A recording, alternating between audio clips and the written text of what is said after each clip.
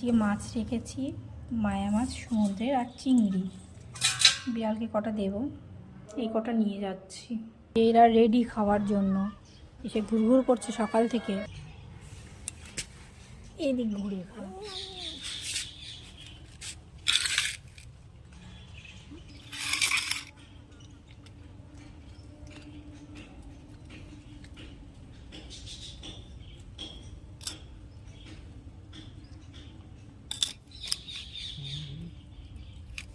আরও আছে, মারামারি করবি না, খেয়ে নে আস্তে আস্তে।